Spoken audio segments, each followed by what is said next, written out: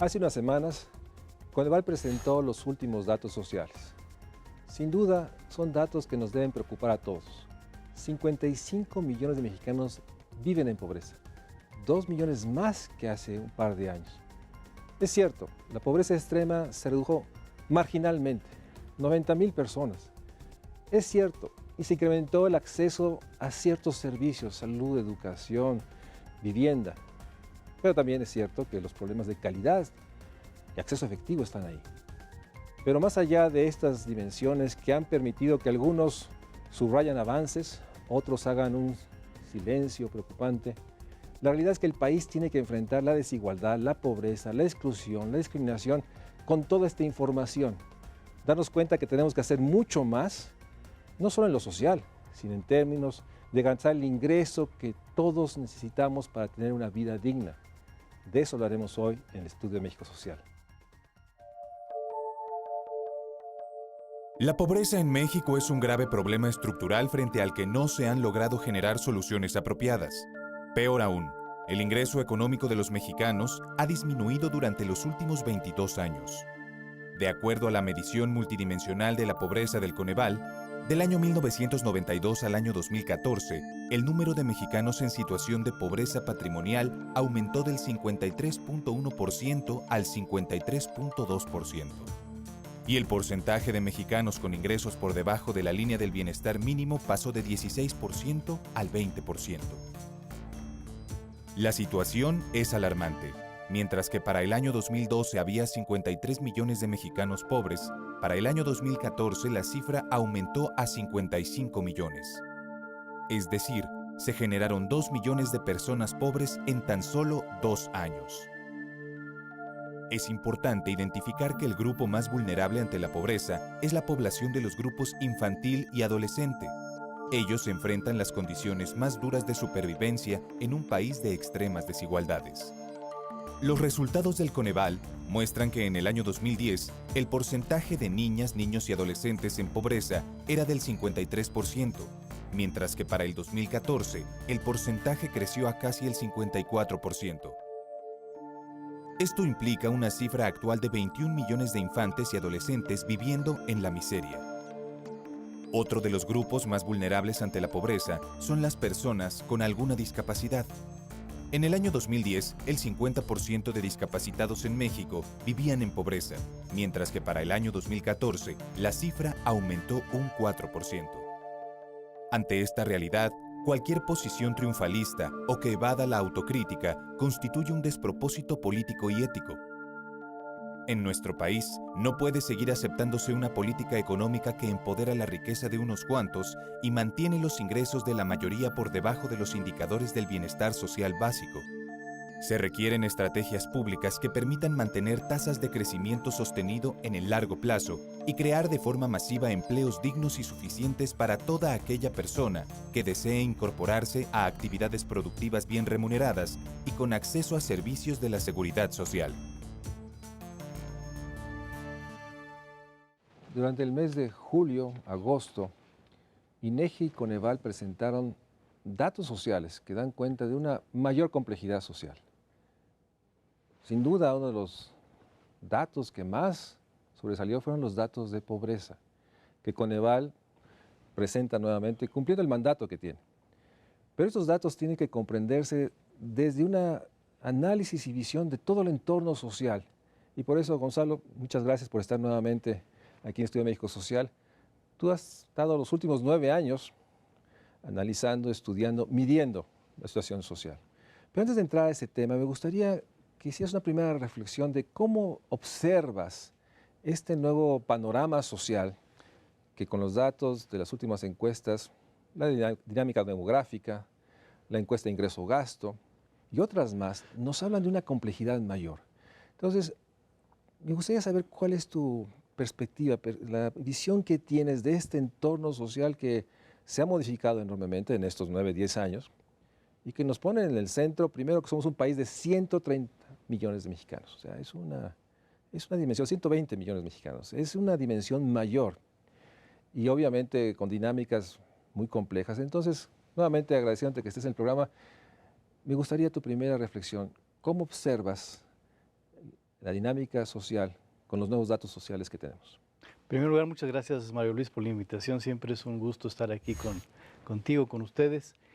Y afortunadamente yo creo que para todos los mexicanos y las mexicanas, tener más información de cómo somos, de dónde estamos, de por dónde vamos, es siempre bienvenida, ¿no? Antes, hace muchos años, pues uno iba como a tientas sabiendo algunas cosas que ya conocíamos, pero ahora con más información, tenemos más chance de vernos reflejados de cómo somos y por supuesto, mientras más información, a veces es más complejo paradójicamente entendernos mejor porque tenemos tantas cifras. Pero lo que reflejan, yo creo, las cifras que el INEGI nos brinda de manera muy profesional, es que México, estamos confirmando que México es un país complejo, es un país heterogéneo, es un país de muchas aristas y por lo tanto es un país en el cual entender mejor esos elementos nos iría a mejorar. Ayer estuve en esta semana en la presentación de una nueva encuesta sobre cómo le va a los jóvenes en áreas urbanas, cuáles son sus peligros. Es una nueva encuesta de la Secretaría de Gobernación y el INEGI, ¿no? Es otra forma de ver los peligros, los riesgos de los jóvenes que están en un proceso tan vulnerable en la edad de entre 12, 15 y 29 años, que los jóvenes tienen esos riesgos importantes que pueden o superarlos y ser, ahora sí que personas de mucha productividad o nos podemos perder ahí. Entonces son datos bien interesantes y entre esos están los que el INEGI acaba de lanzar, la encuesta de ingreso-gasto y el módulo de condiciones socioeconómicas, a partir del cual, como tú sabes, Mario Luis, el Coneval mide y midió la pobreza cada 2 años a nivel nacional y estatal, y eso fue lo que dimos a conocer hace unos días. Y en ese sentido, esta cifra, los 55 millones, esta realidad de 2 millones más, de acuerdo a la última medición, ha generado enormes y bienvenidas controversias, discusiones. Sí. Algunos han entrado en el tema de, creo que es saludable, ¿no?, volver a discutir cómo se mide la pobreza. Sí, y en ese sí. sentido creo que lo que marca la ley, sin duda, puede ser revisado y con más información puede ser ajustado para dar cuenta de esta complejidad de describir la pobreza. Pero por otra parte, está esta enorme discusión que está en términos de el ingreso. Si algo creo que subrayó, yo creo que los especialistas, incluso los medios de comunicación, es la situación del ingreso. Sí. Como una variable que finalmente síntesis, no de lo social, sino del desarrollo del país. Explícanos qué observó Coneval con respecto al ingreso.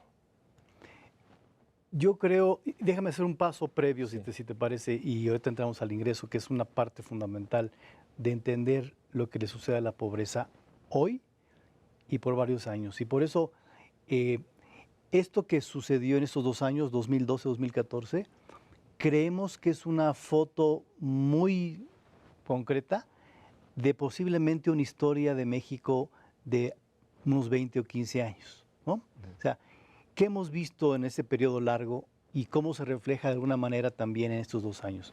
¿Qué hemos visto para bien y qué hemos visto de retos? Déjame empezar para bien.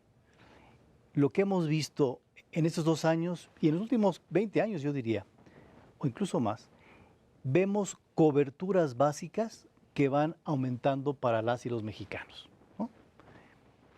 Pisos firmes, electricidad, drenaje, niños y niñas en las escuelas. Eso ha avanzado, 1. 2, también hemos visto programas y estrategias focalizadas a la población en pobreza extrema, con un esfuerzo de los gobiernos, de los estados, del Estado mexicano, de ir a la población más pobre y beneficiarla con muchas coberturas básicas e incluso con ingreso, transferencias gubernamentales. Pero ¿qué también vemos en esos 2 años y en estos 20 años? Un ingreso de las familias proveniente del trabajo que prácticamente no crece o incluso se ha reducido en términos reales. Que creo que es el dato que habría que subrayar. Este ingreso por el trabajo que no crece. Más allá de las coberturas que yo reconozco contigo, que sí hay digamos, se puede testimoniar que hubo un crecimiento del número de mexicanos que tienen acceso a ciertos servicios. Pero bueno, el asunto del ingreso, porque estamos hablando de mexicanos que están trabajando. Exacto. Muchas familias, personas trabajan. El ingreso que están reportando no es muy alto, no ha crecido. Podemos también discutir, Mario Luis, si la medición del ingreso es la correcta, incluso en las encuestas. Por supuesto, yo creo que vale la pena hacer compatible cuentas nacionales y lo que las encuestas salen. Yo creo que hay que entrar al debate. Mi impresión es que ese debate, aún así, va a darnos como resultado que el ingreso de los mexicanos, a diferencia de otros países similares, no ha crecido lo que los mexicanos quisiéramos que creciera. Un dato, entre 82 y 2014, el crecimiento per cápita del PIB es de 0.6%. Entonces, o está mal medido el PIB o reconocemos que ningún país puede reducir pobreza con crecimientos per cápita tan bajos y que el ingreso no puede subir con crecimientos tan bajos. Entonces, me parece que el talón de Aquiles es el ingreso familiar que no levanta. Sí, y en ese sentido, déjame, este dato muy economista, el PIB per cápita, pero también es un dato síntesis que muestra realmente una economía que no crece y que la distribución funcional entre lo que se genera entre el capital y el trabajo es realmente, yo uso el adjetivo, muy injusta. Y eso es lo que está atrás de estas mediciones. Y lo subrayo porque creo que a veces, reconociendo de que, bueno, podemos discutir cómo se mide, podemos discutir que acceso no es acceso efectivo con calidad. Exacto. Podemos discutir que deberíamos poner otras carencias. Yo he sostenido que si hay una carencia, acceso a la justicia, segurísimo. Sin meternos al problema de qué datos podemos usar. Pero el tema del ingreso, y ahí sí me gustaría, y ahí probablemente ya no eres, bueno, ahorita el responsable de DIGIL, Coneval, sino como economista, ¿por qué el ingreso no ha crecido? A ver, tenemos 30 años con un crecimiento bajo. Yo creo que, como los economistas dicen, si le rascamos a la productividad, me parece que podemos encontrar algunas posibles. Pues la productividad no crece lo que ha crecido, o no siempre hemos aumentado los ingresos cuando la productividad en ocasiones sí lo ha hecho, ¿no? Hemos dejado de discutir temas importantes, polémicos, pero importantes como el salario mínimo, ¿no? Me parece que entrarle a la discusión vale la pena hacerlo, sobre todo cuando vemos que la pobreza ha subido por un tema económico. Discutir acciones económicas es importante. Yo creo que démosle, Mario Luis, o déjame darle el beneficio de la duda a reformas que se han generado en los últimos años y que nos pueden dar un aumento en productividad en los siguientes años. Habrá que, por supuesto, medirlo y evaluarlo.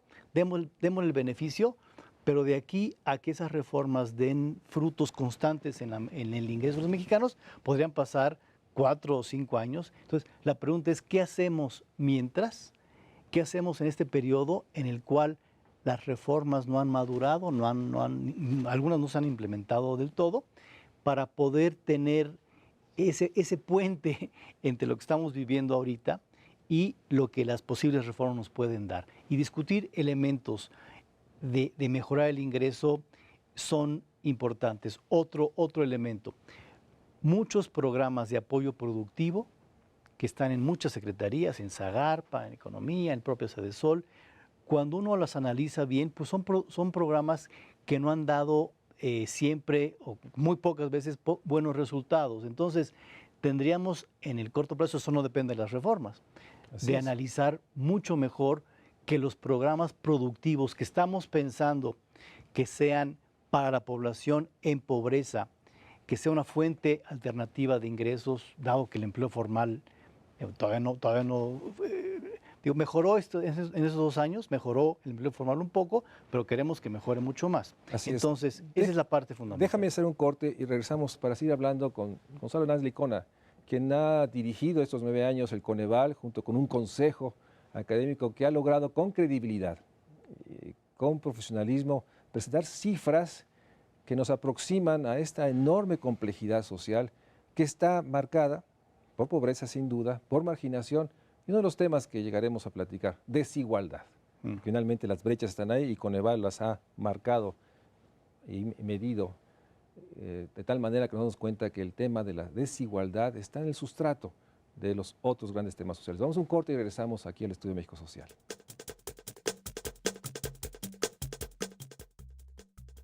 De acuerdo con los resultados de pobreza en México 2014, a nivel nacional y por entidades federativas que presentó el Coneval en este año, hay todavía 22.4 millones de personas de 16 años o más que se encuentran en rezago educativo. Existen 21.8 millones de personas vulnerables por carencia de acceso a la salud, 70.1 millones vulnerables por acceso a la seguridad social, 14.8 millones de personas carecen de espacios a vivienda. 25.4 millones no tienen acceso a los servicios básicos de la vivienda. 28 millones de personas carecen de acceso a la alimentación. 24.6 millones perciben ingresos por debajo de la línea del bienestar mínimo. Y 63.8 millones con ingresos por debajo de la línea del bienestar.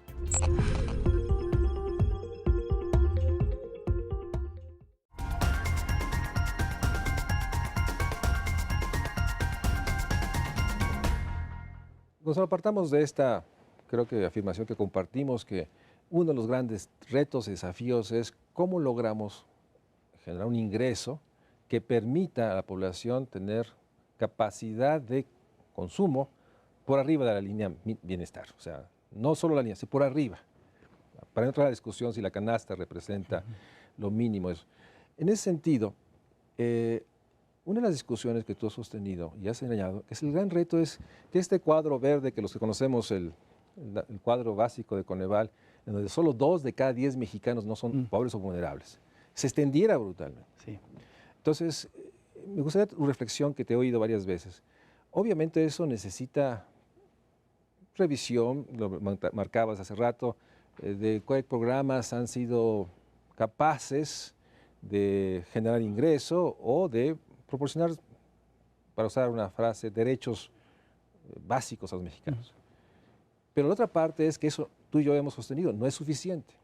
Para lograr que no 2 de cada 10, sino que la mayoría de la población sea no pobre y vulnerable, se requiere política económica. Y en ese sentido, creo que el informe nuevamente lo subraya. Los datos que presenta Coneval no hacen una apreciación no necesariamente de la política social, sino de la situación económica del país. Me gustaría sobre esa parte, creo que ha sido un señalamiento de los últimos 5, 6 informes, y creo que tácitamente el discurso se ha asumido. Pero digamos, ¿qué hacemos en este corto, mediano plazo? Esa es la pregunta, el puente. Mientras la economía crece, sin entrar al debate si las reformas serán el motor, ¿qué podemos hacer? Déjame frasearlo en la fraseología Coneval. ¿Qué oportunidades y retos hay que podrían aplicarse de inmediato? Porque tú sabes que hoy en día, en estas horas que pasa el programa, pues hay mexicanos que no tienen pues para poder comprar lo básico. ¿Qué podemos hacer? ¿Qué Coneval ha subrayado de recomendaciones a hacer mientras se da el crecimiento con equidad, para usar frases de CEPAL? ¿Qué se puede hacer? La pregunta es importantísima, María Luis, difícil también, Muy. porque para muchos pensamos que el crecimiento de los salarios, el crecimiento de los empleos, pudiera provenir de realmente una dinámica económica pujante, digamos, ¿no? Sí. Que tenga que ver con oportunidades de ingreso, oportunidades de mercado, cambios estructurales, ¿no? Y unos están haciendo, me parece que otros están en el tintero o están detenidos, como por ejemplo esta gran discusión sobre seguridad social universal, ¿no? Que para muchos es una solución mucho más de fondo en el cual tratamos la seguridad social de los mexicanos de manera universal y todos parejos, en vez de estar teniendo dos tipos Sí. de políticas públicas, uno para formales y otro para informales, que parecería que para más de uno eso ha generado reducciones en productividad. Entonces me parece que esa hay que entrarle. Y el corto plazo, nuestra impresión es discutir con honestidad, con rigor, sin muchos tabúes, temas como el salario mínimo. A lo mejor el salario mínimo da hasta cierto punto, no puede resolver todo un problema de ingreso de muchos años. Además, en cualquier país, yo creo que cualquier país ha pensado, por más de derecha o izquierda que sea esos gobiernos, que los salarios mínimos tienen una función y que no pueden resolverlo todo. Por lo tanto, discutir si hay que aumentarlo, hasta qué punto aumentarlo para que esto sea un respiro y por supuesto no se traduzca en un problema inflacionario, pero discutir esas cosas están ahí. Dos, el tema de las opciones productivas. Los programas son 65,000 millones de pesos dedicados como gobierno mexicano, como Estado mexicano, a 25 programas de opción productiva en muchas secretarías. Ese dinero se antoja para que dé frutos mucho mejores de los que lo hemos dado en los últimos años. Es decir, que nos preocupemos por diseñar programas que sí tengan un resultado concreto, en donde pensemos en mercados. Por ejemplo, es muy difícil, Manuel Luis, decir, bueno, hay una familia pobre, Metlatón o Guerrero, le voy a dar un crédito para que venda leche, quesos, ¿no? La pregunta es, ¿a quién le va a vender los quesos?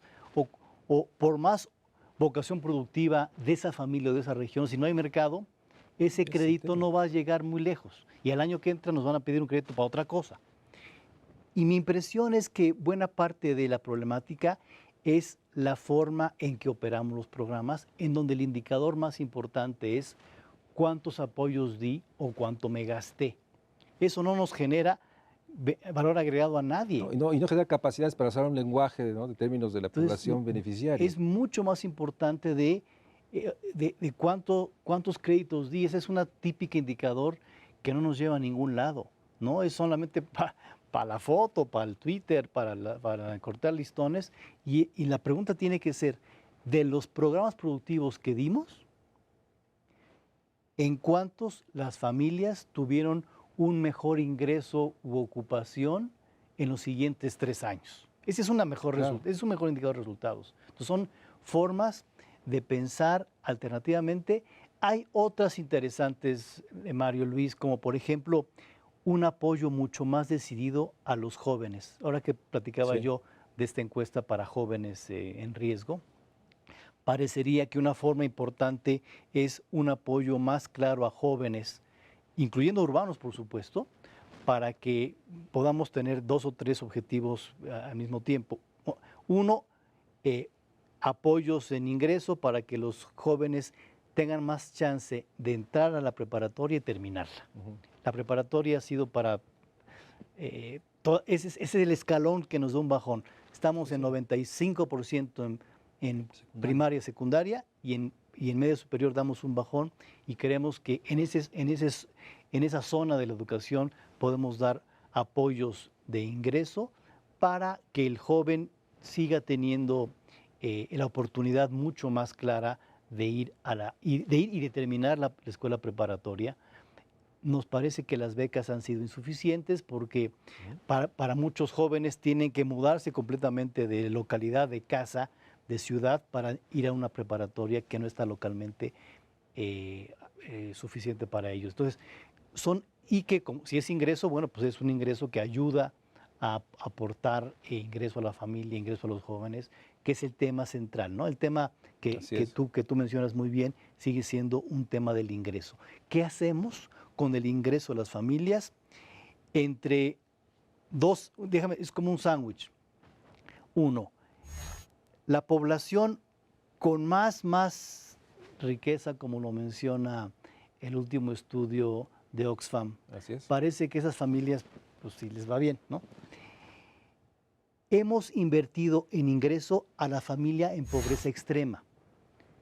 En lo que dijimos ahora en el Coneval, la pobreza extrema cayó e incluso el ingreso de las familias más pobres aumentó. Pero en medio de esos dos, hay un problema de bajo crecimiento del empleo, de bajos ingresos, y que es una mezcla, te decía yo, de mejor mercado laboral y de ser inventivos con acciones como estas para que esa población le vaya bien y que esa población no sea, vía el ingreso, la que nos aumente la pobreza o la que mañana nos pueda reducir la pobreza extrema porque sea insuficiente el apoyo que le estemos dando a la Así población. es, déjame, damos un corte y regresamos para seguir hablando con Coneval sobre sus datos que deben ser insumo pues para acción, para transformar un entorno social que a todas luces todos manifestamos una enorme preocupación y una enorme urgencia de hacer mucho más rápidamente. Vamos a un corte y regresamos al Estudio México Social.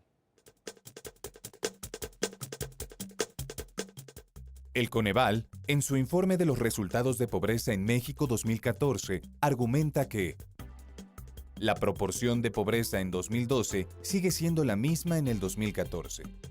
En efecto, Chiapas sigue siendo la entidad con mayor porcentaje de pobres con 76.2% de su población. En 2012, el porcentaje era de 74.7%.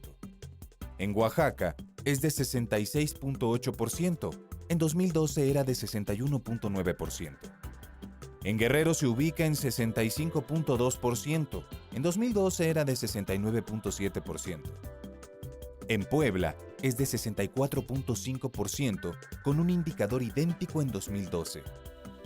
En Michoacán es de 59.2%. En 2012 fue de 54.4%. En Tlaxcala es de 58.9%.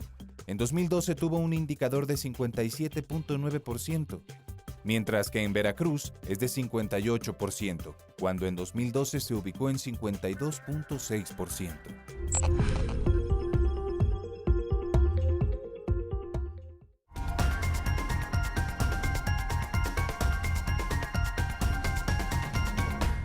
Gonzalo, el informe de Coneval señala contundentemente que hay grandes segmentos de la población que por su condición étnica, su condición etaria, su condición de discapacidad, están resintiendo o manifiestan los datos una incidencia de pobreza mucho mayor que el resto de la población. Descríbenos estos datos y cuál sería tu lectura. ¿Es ausencia de una propuesta institucional suficiente?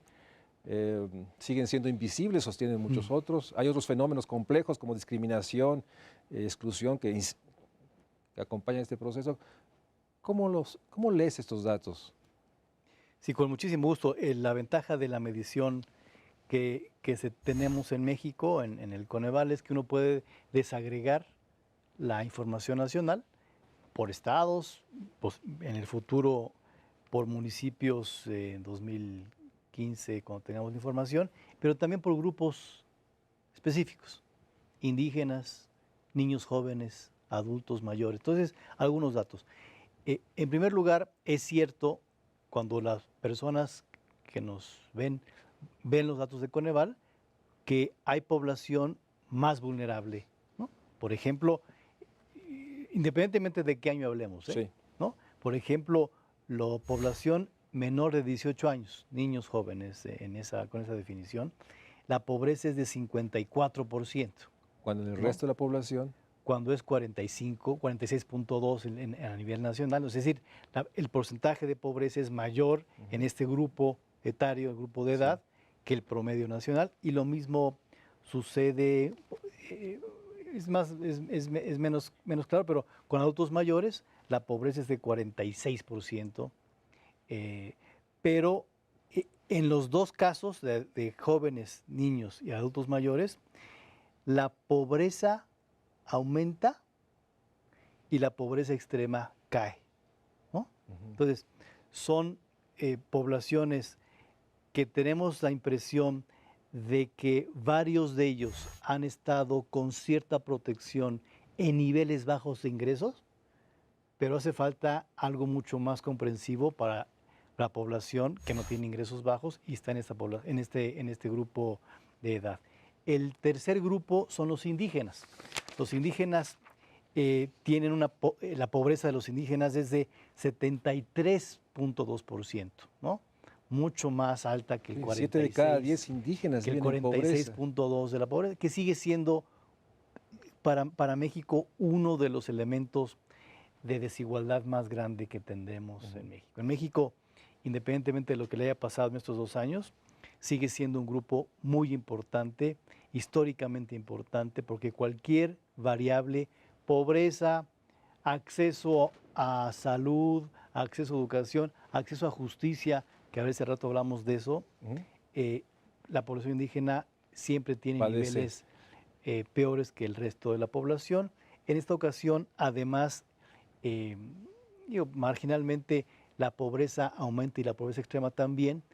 Nuestra hipótesis aquí, dado que la pobreza extrema cayó en México y la pobreza indígena no cayó, nos parecería que el aumento de la pobreza que se observó en estados tales como Oaxaca y Veracruz y Michoacán está correlacionado con el tema de violencia e inseguridad. Aumentaron la población indígena en pobreza y pobreza extrema por esa vía, ¿no? Creemos que fue un tema más bien geográfico. Ahora, cuando dices que la pobreza extrema cayó, en números absolutos, ¿cuánto cayó? Porque también hay, déjame decirlo, yo lo he escrito y lo he dicho, hay una sobreadjetivización sobre que sí se logró. O sea, ¿cuánto fue el número de mexicanos que, digamos, salieron de pobreza extrema y siguen siendo pobres? Porque esa es la manera. Exacto. ¿Cuántos fueron en números absolutos? En esta ocasión fueron 90,000 personas que salieron de la pobreza extrema, por lo tanto, la pobreza extrema pasó de 11.5 millones a 11.4 millones. Tú que eres un experto sabes que estadísticamente no es muy significativo. Digo, yo sé que eso, pero el problema es, te lo digo porque la sobreadjetivación a veces puede llegar a una percepción de estos vasos medios llenos. Exacto. Yo llegaría, y lo he descrito y lo sostengo, los datos sociales de INEGI y Coneval muestran el país que somos desigual y pobre. Pero hay un tema que quisiera regresar, tú lo has tocado 2 veces. Digamos que aceptemos como hipótesis que se ha focalizado en esta pobreza y tenemos este avance marginal, yo diría, ¿no? 90,000 menos. Pero ¿qué pasa con el resto?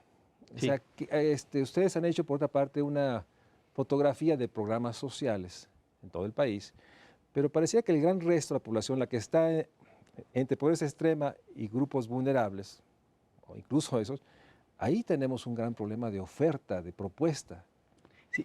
¿Qué vemos en el Coneval? Y déjame retomar lo que dijimos al principio. Estos 2 años como un ejemplo de los últimos 15.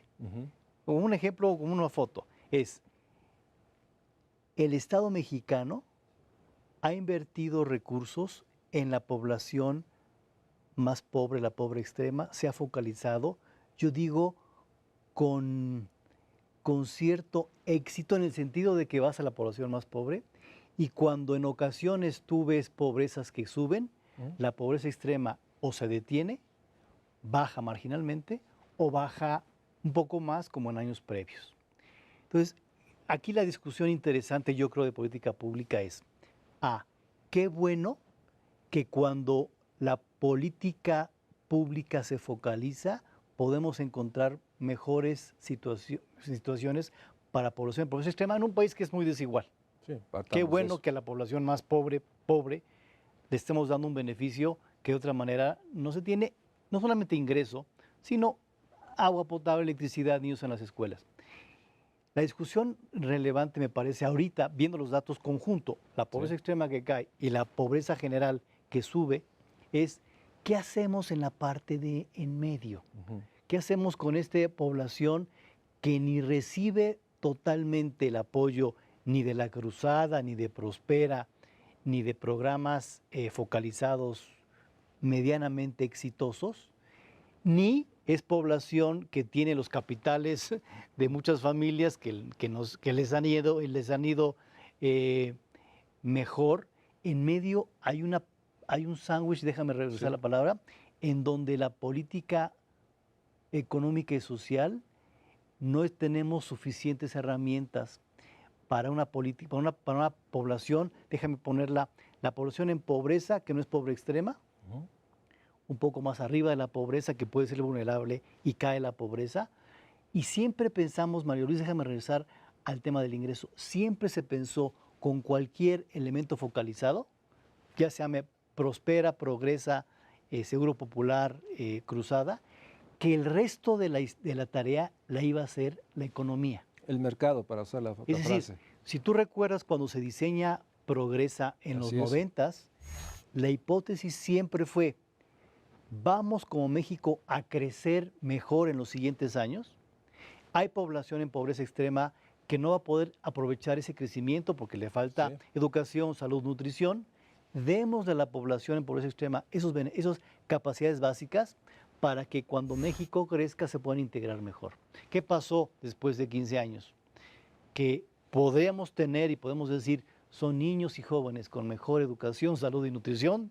Sí, pero no tienen. Pero no hay el mercado laboral que le responda y ese es el gran reto. El gran reto es cómo podemos pensar y ser conscientes de que el tema de la pobreza es un tema económico, de muchas dependencias económicas y también social. Si pensamos que la pobreza la podemos abatir solamente a partir de lo que hace una secretaría, estamos en un error garrafal. Es un gran extravío porque los datos sociales, subrayo lo que tú mencionaste, lo que nos muestran es la enorme necesidad de una estrategia de desarrollo que genere el empleo a esta población que con grandes esfuerzos. Y hay dos, segundo hipótesis, supuesto del programa Prospera de los 90s, sin duda era que la economía iba a crecer. Exacto. Y que iba a distribuir a través de mercados cada vez más eficientes. Y el otro supuesto que no se cumplió, que los servicios de salud y educación iban a mejorar consistentemente para que más años de acceso a estos derechos, salud y educación, generara realmente este capital humano, para usar una frase del PNUD, que permitiera a estos mexicanos, pues no solo ser productivos, sino tener una vida digna, con ingresos que pudieran en esta diversidad ejercer. Y no se cumplieron los dos supuestos. Y en ese sentido creo que subraya es un tema importante que está en las cifras de Coneval. Esta población parece ser que ante una política económica que no genera el ingreso, tampoco tiene el beneficio de lo focalizado. Exactamente. Tenemos déjame usar un adjetivo que has usado convenientemente, ¿no? Un enorme desafío, una enorme oportunidad de construir hacia esa población, que es la mayoría. Y en estas discusiones que a veces se llama de las clases medias, que más bien son clases, grupos sociales importantes que están realmente en los márgenes, con una vida muy deteriorada. Vamos a un corte y regresamos, porque nos interesa también saber sabemos que pronto, o está una iniciativa en la Cámara y cambios en Coneval, hay preocupaciones en términos de no perder la enorme credibilidad y profesionalismo y capacidad que ha tenido, porque se dice fácil, cada 2 años presentar las cifras, presentar los datos municipales, hacer evaluación de programas, implica un equipo profesional que ha acreditado una enorme capacidad de ser un instrumento para pensar México. ¿Qué pasará con Coneval si las reformas que están en la Cámara se logran concretar? Será parte de la pregunta en este último corte de México Social. Los pobres entre los pobres siguen siendo las personas hablantes de alguna lengua indígena. Entre ellos, la pobreza sigue siendo la más elevada y se ha mantenido prácticamente constante del 2010 al 2014. En efecto, los datos del Coneval muestran que los datos son, para los años del 2010, 2012 y 2014, los siguientes: 79.5%, 76.8% y 78.4% respectivamente. Entre las personas con alguna discapacidad, solo 13 de cada 100 se ubican en la condición referida. Entre quienes viven en zonas rurales, la proporción es de únicamente 6 de cada 100, mientras que entre las personas hablantes de alguna lengua indígena, el indicador es de 3 de cada 100.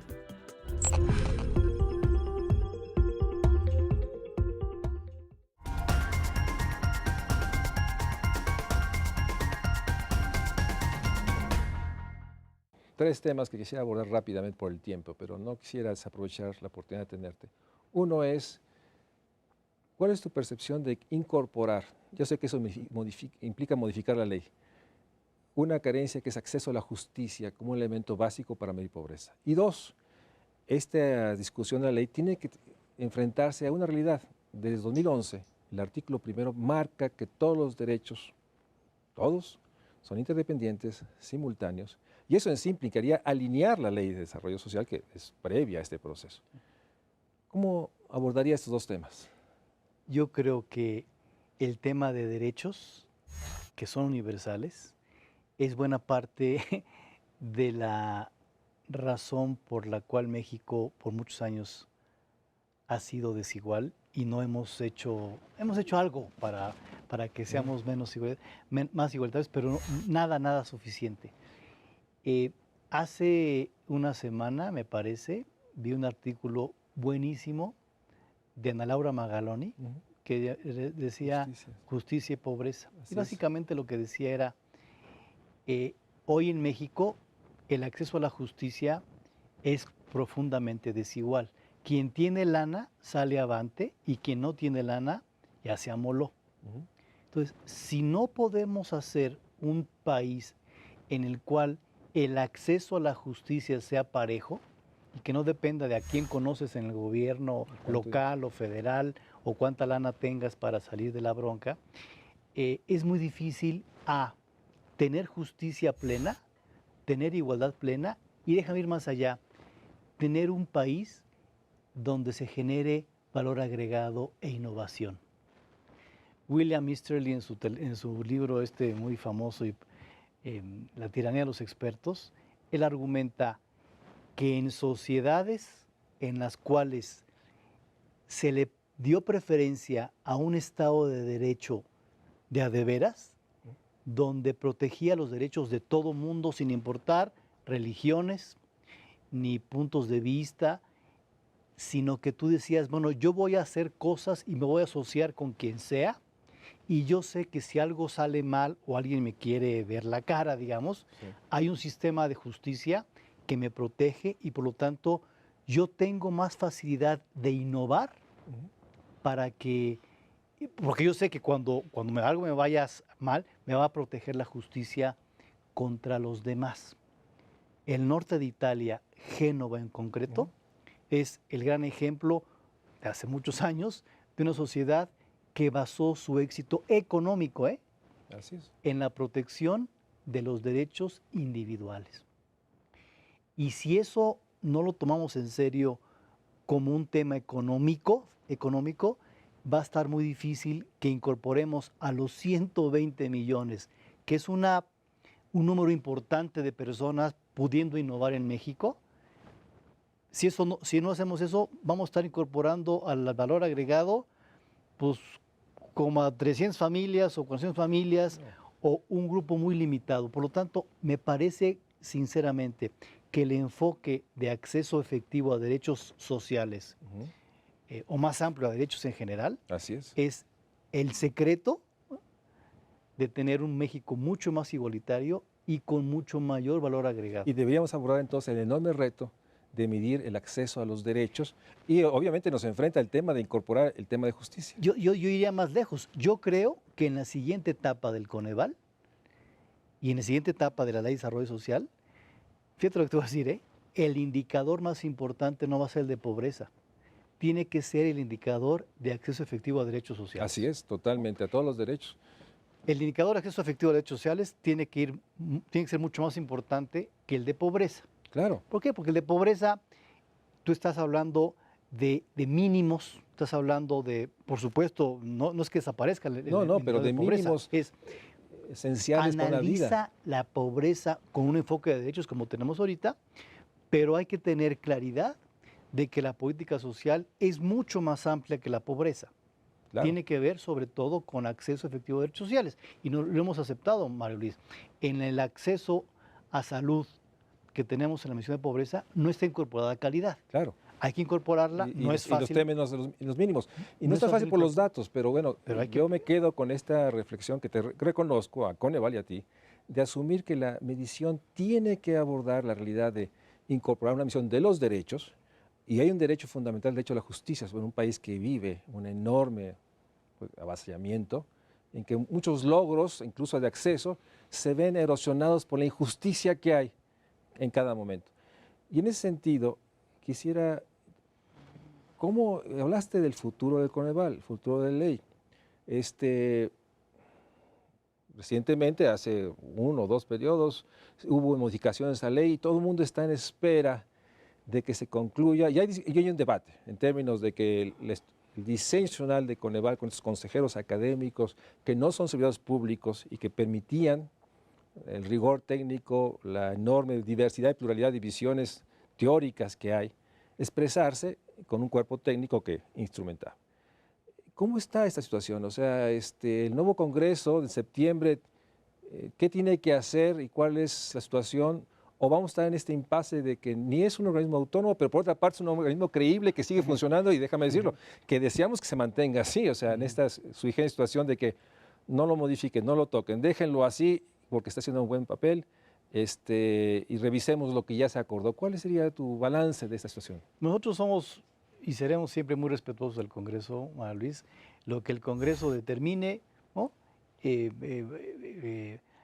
Ojalá que lo que determine preserve lo que acabas de decir, preserve un órgano que en los hechos, desde nuestro punto de vista, y espero que quien nos esté viendo piense lo mismo, ha sido un órgano autónomo en los hechos. Así es. En los hechos. Porque sería una paradoja que con el cambio en la ley se formalice la autonomía, porque ahora va a ser un órgano autónomo fuera del gobierno, como el INEGI, como el IFAI, como el INE. Sería una paradoja que fuera un órgano autónomo de derecho y que en los hechos la elección de los consejeros haya sido partidizada. Entonces, pues si te imaginas aquí en el Coneval la discusión de pobreza, con 2 del PRI, y 2 del PAN y 2 del PRD, pues sería por lo menos chistoso, digamos, ¿no? Entonces, ojalá que, y estamos seguros de eso, Mario Luis, que el Congreso hará un muy buen papel. Primero los senadores tienen que decidir la forma de elegir a los consejeros, al presidente, todavía están en esa discusión. La parte central es que la elección de los nuevos consejeros y el presidente sea lo menos politizada y lo menos partidista posible. Así es. Luego esos cambios se regresan a la Cámara de Diputados, con diputados que son nuevos, lo cual puede entorpecer un poco o no ser tan acelerado el cambio, y que finalmente se dé un Coneval, ojalá autónomo de derecho y en los hechos. Sé que estoy abusando ahorita del tiempo del productor, pero el presupuesto cero, base cero. Coneval tiene evaluaciones que debían ser usadas para definir qué programas se incrementan, cuáles se fusionan. ¿Están ustedes participando en este proceso? Hemos participado y seguramente participaremos con un documento base que está en la página del Coneval, www.coneval.gov.mx, que se llama Consideraciones al Proceso Presupuestario 2016. Y ahí hacemos un conjunto de recomendaciones, especialmente en programas presupuestarios, con 2 objetivos. La sugerencia es a Hacienda, al Congreso, que a pesar de que sea un presupuesto menor o con recortes o con cambios, fusiones, que no se pierda qué objetivo queremos. Claro. Sugerimos 2, reducción de pobreza extrema o acceso efectivo a derechos sociales. Entonces son con 2 objetivos concretos, ahora sí que el que elija el gobierno. Digamos que desde esa perspectiva, los dos. Lo que pasa es que cambia un poquito qué programas. Te agradezco mucho, Gonzalo, agradezco mucho a ustedes, siempre es un gusto tenerte y reconocer el enorme esfuerzo de estos 9 años de gestión, esperemos que sean más, y que realmente Coneval siga haciendo esta importante función, información para transformar y cambiar esta realidad que acaba de ser documentada por INEGI y Coneval, y que sin duda tendremos pronto datos municipales que nos van a ayudar a sostener lo que hemos sostenido constantemente, muchos aquí en este programa y en otras partes. El país requiere realmente avanzar más rápidamente y no es con este gradualismo que pone realmente todos los avances en una situación de ser muy marginales. La desigualdad está, la exclusión, la discriminación, pero hoy tenemos información. El reto es cómo esa información, ese conocimiento se convierte en un movimiento transformador de una nueva estrategia, no solo para reformar o mejorar lo social, sino realmente para generar el crecimiento con equidad que necesitamos, que implica ingresos. De eso se trata. Yo les agradezco mucho que estén con nosotros, a ti nuevamente, Gonzalo, y nuevamente decirles que en Twitter, ml-fuentes, podemos seguir discutiendo, platicando, comentando el reto de un México social. Muchas gracias a ustedes. Gracias. Gracias.